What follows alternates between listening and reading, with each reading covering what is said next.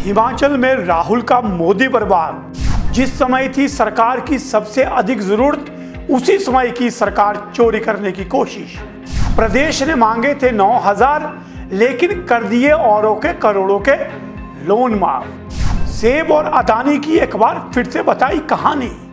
नमस्कार, मैं हूं पंकज पंडित और आप देख रहे हैं समाचार fast to the point. Himachal Pradesh में इस चुनावी माहौल में नरेंद्र मोदी के बाद अब कांग्रेस के स्टार प्रचारक राहुल गांधी आज हिमाचल प्रदेश के दौरे पे थे।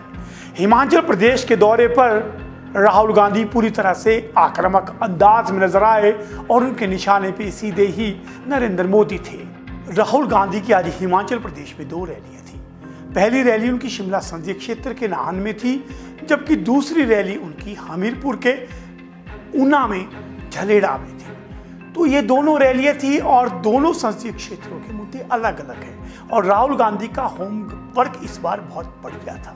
उन्होंने शिमला में जहां सेब के मुद्दे को ज्यादा प्रमुखता दी, उन्होंने अडानी और उसके साथ सेब के संबंधों को जोड़ा। वहीं हमीरपुर में उन्होंने अग्निवीर के मुद्दे को बेहतर तरीके से उठाते हुए नरेंद्र मोदी सरकार को घेरा है। उन्होंने कहा कि नरेंद्र मोदी ने सैनिकों की 2 कैटेगरी बना दी है, जिसमें एक को पूरा सम्मान है, पेंशन है, सारी सुविधाएं हैं, वहीं दूसरे को 4 साल बाद सेना से बाहर कर दिया जाएगा। उन्होंने कहा कि हमें इस तरह की 2 कैटेगरीज नहीं चाहिए। हमीरपुर क्योंकि वहां पे पूर्व सैनिक सबसे अधिक है, इसीलिए राहुल गांधी का पूरा फोकस वहां पे अग्निवीर योजना पे था। अगर मैं शिमला की बात करूं तो शिमला में राहुल गांधी ने पूरी तरह से अपना जो भाषण है वो केंद्रित रखा आपदा पर और उसके साथ सेब पर, क्योंकि शिमला में आपदा के दौरान नुकसान हुआ है और साथ सेब वहां की अर्थव्यवस्था की सबसे बड़ी रीढ़ की हड्डी है और सेब का मामला जो है वो लगातार कई बार केंद्र सरकार से एक्सपोर्ट ड्यूटी के मामले को लेकर उठाया गया है। तो राहुल गांधी ने आज दोनों संसदीय क्षेत्र में अलग अलग मुद्दों पर अपनी बात उठाई। साथ में उन्होंने जो कांग्रेस के 5 न्याय है उसकी जानकारी भी दी कि किस तरह से युवाओं को रोजगार के हम अवसर मुहैया करवाएंगे, किस तरह से महिलाओं के खाते में पैसा आएगा, ये सब बातें उन्हें कही। और साथ में उनके निशाने पे नरेंद्र मोदी, जो वो लगातार नरेंद्र मोदी पर संविधान बचाने जैसे मामले जो हैं वो उठा रहे हैं, वो भी उनके भाषण में आज शामिल था। लगभग 45 से 50 मिनट के लंबे उनके भाषण थे। भारी गर्मी थी, लेकिन उसके बावजूद लोग वहां पर जमे रहे। आइए सिलसिलेवार सुनाता हूं कि किस तरह से राहुल गांधी ने अलग अलग मुद्दों पर जो है वो मोदी सरकार पर निशाना साधा है। आज का सबसे बड़ा सवाल जो उन्होंने उठाया वो था प्रदेश में आपदा। राहुल गांधी ने कहा कि जिस समय प्रदेश में आपदा आई थी और उस समय सबसे अधिक केंद्र सरकार की जरूरत प्रदेश को थी, लेकिन उस समय सहायता करने के बजाय हिमाचल प्रदेश की सरकार को चोरी करने की कोशिश की गई। उन्होंने कहा कि हिमाचल प्रदेश की जनता को यह बात भूलनी नहीं चाहिए। आइए देखते हैं राहुल गांधी का मोदी पर पहला निशाना। यहां आपदा आई, हमने हिमाचल प्रदेश की जनता ने आपके चीफ मिनिस्टर के माध्यम से 9,000 करोड़ रुपए मांगे थे। उन्होंने ये पैसा आपको नहीं दिया, मना किया। और उसके एकदम बाद जब हिमाचल प्रदेश को सरकार की सबसे ज्यादा जरूरत थी, उन्होंने पूरा दम लगाकर आपकी सरकार को चोरी करने की कोशिश की। यह आप भूलिए मत, लड़ाई कॉन्स्टिट्यूशन की है, संविधान की है। जो भी आपको मिला है, आपको स्टेट मिला ना, जो आपको हिमाचल प्रदेश स्टेट मिला, वो इस कॉन्स्टिट्यूशन की देन है। इस कॉन्स्टिट्यूशन के बिना हिमाचल प्रदेश प्रदेश ही नहीं बन सकता था। इसीलिए इसकी रक्षा करनी है। ये अंबेडकर जी का कॉन्स्टिट्यूशन है, महात्मा गांधी जी का, जवाहरलाल नेहरू का, और हिंदुस्तान की आवाज इस कॉन्स्टिट्यूशन में गूंजती है। मैं जानता हूं हमारे कार्यकर्ता इस कॉन्स्टिट्यूशन संविधान के लिए लड़ेंगे और यहां पे हिमाचल प्रदेश में चारों की चारों सीट कांग्रेस पार्टी को आप दिलवाने का काम करेंगे। अग्निवीर योजना को लेकर के कांग्रेस लगातार इसे बड़ा मुद्दा बनाती जा रही है, क्योंकि गृह मंत्री अमित शाह ने भी इस मुद्दे पर अपना स्पष्टीकरण दिया था कि युवाओं के लिए अग्निवीर योजना बेहतर है, उन्हें आगे भविष्य में और रोजगार के मौके मिलेंगे। वहीं अनुराग ठाकुर भी इसके समर्थन में उतरे हैं और भाजपा के कई नेता इसके समर्थन में लगातार बयान दे रहे हैं। यानी कि प्रदेश में अग्निवीर एक मुद्दा है जिसे भांपते हुए अब भाजपा ने भी इसका जवाब देना शुरू कर दिया है। लेकिन राहुल गांधी ने आज अग्निवीर मुद्दे पर पूरी तरह से रुख स्पष्ट करते हुए कहा कि 2 कैटेगरी पूर्व सैनिकों की बना दी गई है, जिसमें एक तरफ अग्निवीर कहा जाता है, दूसरी तरफ नियमित सैनिक है। उन्होंने प्रदेश से आह्वान किया कि आप 4 सीटें जिताइए और निश्चित तौर पे इस अग्निवीर योजना को सबसे पहले हम लोग खारिज करेंगे। आइए देखते हैं अग्निवीर मुद्दे पर राहुल का निशाना। हिमाचल प्रदेश के युवा सेना में जाते हैं, बॉर्डर पे खड़े होते हैं, जिंदगी दे देते हैं, जान देने के लिए तैयार होते हैं। पहले क्या होता था, अगर कोई शहीद होता था तो एक ही कैटेगरी का शहीद होता था, शहीद का दर्जा मिलता था, फैमिली की प्रोटेक्शन होती थी, फैमिली को, परिवार को पेंशन मिलती थी। नरेंद्र मोदी जी ने शहीद के 2 कैटेगरियां बना दी। एक कैटेगरी नॉर्मल जवान और ऑफिसर, जिसको शहीद का दर्जा मिलेगा, पेंशन मिलेगी, कैंटीन मिलेगी, सारी की सारी प्रोटेक्शन मिलेगी, रिस्पेक्ट मिलेगी, इज्जत मिलेगी।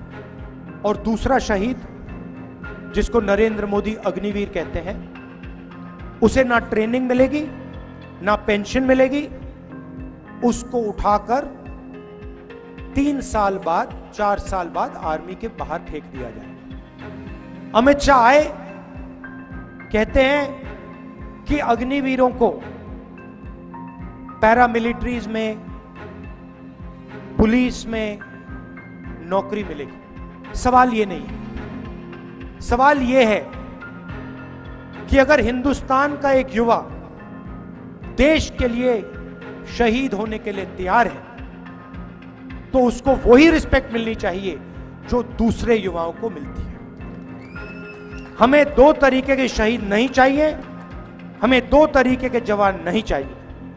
ये इनको 6 महीने की ट्रेनिंग देंगे और फिर चाइना की सेना के सामने इनको खड़ा कर देंगे। चाइना की सेना को 5 साल की ट्रेनिंग मिलेगी, हमारे जवानों को 6 महीने की ट्रेनिंग मिलेगी।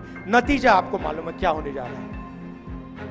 तो मैं आपको यह कहना चाहता हूं कि इंडिया की सरकार आएगी, इंडिया गठबंधन की सरकार आएगी और हमारा पहला काम, महालक्ष्मी योजना से पहले, पहली नौकरी पक्की से पहले, किसान कर्जा माफी से पहले, पहला काम होगा कि हम अग्निवीर योजना को फाड़ कर कूड़ेदान में फेंक देंगे। इसके बाद राहुल गांधी ने लगे हाथों एक और बात कही कि प्रदेश को नरेंद्र मोदी की सरकार ने कुछ नहीं दिया, क्योंकि नरेंद्र मोदी अपने भाषण में कह गए हैं कि केंद्र ने करोड़ों रुपए की राहत भेजी, लेकिन बंदर बांट हुई है, उसकी जांच करेंगे। आज राहुल गांधी ने इसी का जवाब देते हुए कहा कि हो सकता है प्रधानमंत्री फिर से चुनावी रैली में आए, आप पूछिए उन्होंने कितना पैसा आपको दिया है। उन्होंने कहा कि प्रदेश सरकार ने 9,000 करोड़ रुपया मांगा था, लेकिन उन्होंने प्रदेश को कोई भी पैसा देने से मना कर दिया। उसके बजाय उन्होंने उद्योगपति, कारोबारियों के करोड़ों रुपए के ऋण माफ किए। देखते हैं राहुल गांधी का कर्जे को लेकर के और आपदा के समय सहायता ना करने के मामले पे साधा गया निशाना। यहां पे आपदा आई, हिमाचल प्रदेश ने प्रधानमंत्री से सपोर्ट मांगी। अगले मीटिंग में प्रधानमंत्री आएंगे, आप हिमाचल की जनता को बताइए, जब हिमाचल की जनता को जरूरत थी आपने हिमाचल को कितने पैसे भेजे। हमने 9,000 करोड़ मांगे थे, उन्होंने नहीं भेजे, मगर 22 लोगों का पिछले 10 साल में नरेंद्र मोदी जी ने 16 लाख करोड़ रुपया कर्जा माफ किया है। आपने 9,000 करोड़ रुपए मांगा, आपको कहा हम नहीं देंगे। आप मुश्किल में थे। 22,000 परिवारों को नुकसान हुआ, सब कुछ खो गए, और प्रधानमंत्री कहते हैं हम आपको नहीं देंगे। आपको 9,000 करोड़ नहीं दिया, उनको 16 लाख करोड़ रुपए दिया। राहुल गांधी यहीं नहीं रुके, उन्होंने प्रदेश में सेब बागवानों और किसानों को सीधे उनसे बात करते हुए कहा कि यहाँ पे सेब के रेटों पर पूरी तरह से अडानी का कंट्रोल है। यहाँ पे जितने भी कोल्ड स्टोर हैं सभी अडानी के हैं। अडानी अपने स्तर पर निर्धारण करते हैं सेब कितने में बिकेगा, कैसे बिकेगा। और दूसरी तरफ उन्होंने मीडिया को भी निशाना साधते हुए कहा कि क्या कभी आपने किसान को, सेब के बागवान को मीडिया में देखा है। उन्होंने कहा कि प्रदेश में पूरी तरह से जो है वो अनदेखी की गई है किसानों की, बागवानों की। और हिमाचल के किसानों को मैं कहना चाहता हूं, ये जो इनकी पार्टनरशिप चल रही है, मोदी जी, अदानी जी और मीडिया वालों की, इसी के कारण आपको सेब के लिए सही दाम नहीं मिलता है। सारे के सारे स्टोरेज फैसिलिटीज नरेंद्र मोदी जी ने एक व्यक्ति को दे दिए हैं, और जब भी वो चाहता है सेब के प्राइस को वो कंट्रोल कर सकता है। हिमाचल में सेब को कंट्रोल कर रहे हैं। मुंबई में एयरपोर्ट, लखनऊ में एयरपोर्ट, 7 एयरपोर्ट पकड़ा दिए 50 साल के लिए। ये हिंदुस्तान की पूंजी है, ये आपका धन है। नरेंद्र मोदी ने हिमाचल के सेब पकड़ा दिए, एयरपोर्ट पकड़ा दिए, हिंदुस्तान के सारे पोर्ट्स पकड़ा दिए। हथियार जो पहले इंडियन ऑर्डिनेंस फैक्ट्री बनाती थी वो अब अडानी बनाएंगे। तो सारा का सारा काम 20-25 लोगों के लिए किया जा रहा है।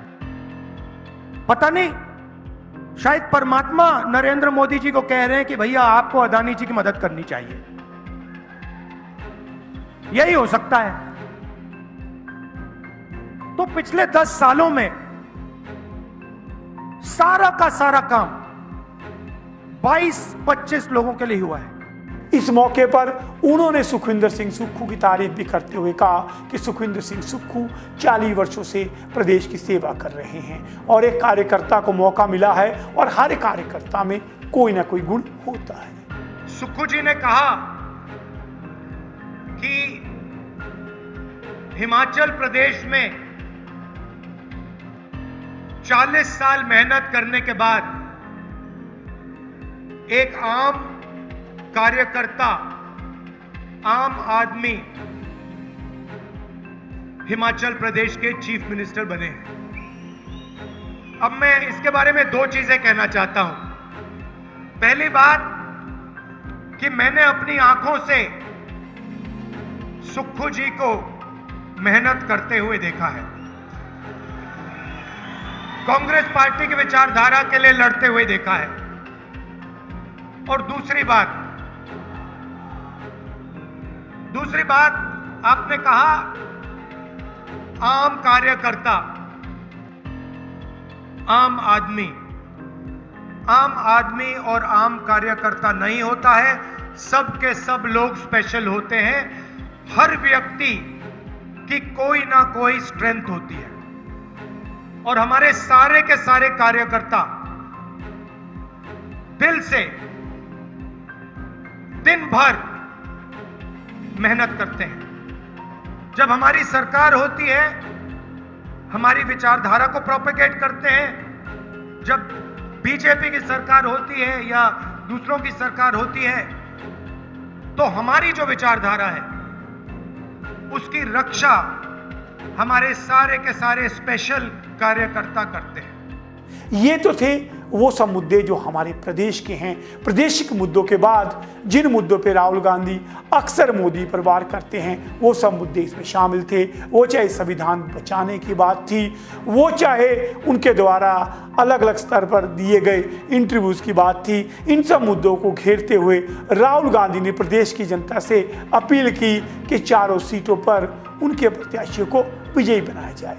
अगर आज के पूरे राहुल गांधी की इस रैली का एक संक्षेप में आखिरी बात कहनी हो तो निश्चित तौर से राहुल गांधी का होमवर्क बहुत अच्छा था और प्रदेश की आपदा को लेकर के उन्होंने सीधे मोदी से सवाल पूछे हैं। वहीं सेब मामले को भी हमें, क्योंकि रैली शिमला के संसदीय क्षेत्र में थी, वहां उन्होंने सेब को देखते हुए सेब के मामले में भी अपना निशाना नरेंद्र मोदी पर साधा है। हालांकि अब देखते हैं इसका जवाब भाजपा की ओर से क्या आता है। तो आप इसी तरह से देखते रहिए समाचार फर्स्ट टू द पॉइंट।